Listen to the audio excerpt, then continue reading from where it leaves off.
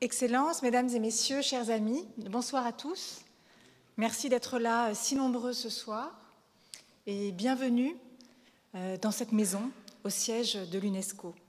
Je voudrais commencer par saluer l'association La Semaine du Son, ses équipes, son président Christian Hugonnet et le formidable travail qu'ils ont réalisé au cours de toutes ces années et auquel nous sommes très fiers de nous associer désormais dans cette Semaine du Son de l'UNESCO, grâce à l'engagement de nos États membres, de 5 d'entre eux plus particulièrement qui ont été cités, mais en réalité de tous, car c'est une décision qui a été prise au plus haut niveau de nos instances de gouvernance. Je voudrais aussi remercier tous ceux qui sont là ou qui nous accompagnent au fil de l'année, les artistes, les chercheurs, les universitaires, qui sont avec nous sur ces questions.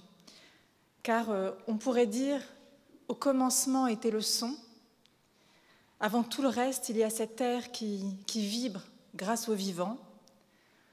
Et ici, dans cette maison où nous sommes la maison de la diversité, nous voyons à quel point cette notion s'applique dans tous nos domaines d'action. Il y a les sons de la nature, les sons de la diversité du vivant. Ici même à l'UNESCO, au printemps dernier, était dévoilé le premier rapport sur l'état de la biodiversité dans le monde. Et la biodiversité, ce sont aussi la diversité des bruits de la nature, ce qui nous manque, le chant des oiseaux qu'on n'entend plus en ville, le vent dans les arbres, le bruit de l'eau. Et cette question de la biodiversité, qui est celle qui est devant nous, qui est celle que nos enfants nous rappellent, c'est aussi la question de la diversité des sons. Je pense au travail formidable qui a été fait, peut-être, je sais que beaucoup le connaissent, par Bernie Krause sur la collecte de ces bruits, de ces sons de la nature. Mais il y a aussi tous les sons qui sont ceux de nos cultures, encore une fois dans toute leur diversité, les paroles, les chuchotements, les mélodies des langues sifflées qui sont en ce moment à l'honneur dans un film roumain, on reparlait de l'image, de Corneliu Porumboiu, les accents régionaux, la musique si universelle, cher Jean-Claude Casatsu, qui nous fait le grand honneur d'être avec nous ce soir. Cette musique qui nous dit l'histoire de chacun, mais qui nous touche tous, qui est à la fois très singulière, et c'est ce que nous allons entendre aussi avec Rokia Traoré, une musique qui vient de quelque part et qui est universelle et qui nous parle à tous. Cette musique qui nous accompagne dans tous les moments de la vie.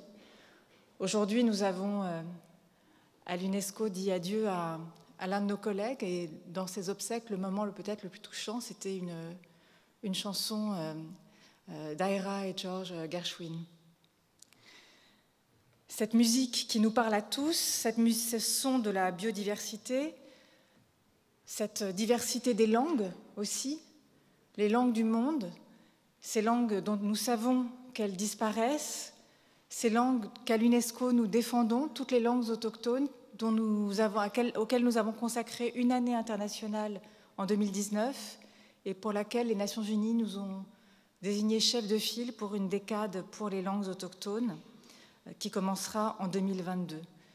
Toute cette diversité des sons, il faut la protéger parce qu'elle reflète la diversité aussi du génie humain et de la beauté de la planète. Et c'est le travail que nous faisons ici, le travail sur les langues autochtones, le travail sur le patrimoine immatériel. Et je pense notamment au travail que nous faisons sur la musique pour préserver toutes les musiques. Encore récemment à Bogota, en décembre, nous avons fait entrer au patrimoine immatériel de l'UNESCO un certain nombre de musiques après le reggae l'an précédent, cette année la morna, cette année la musique gnawa ou encore la bachata. Et nous avions à Bogota une exposition sonore sur la diversité des langues.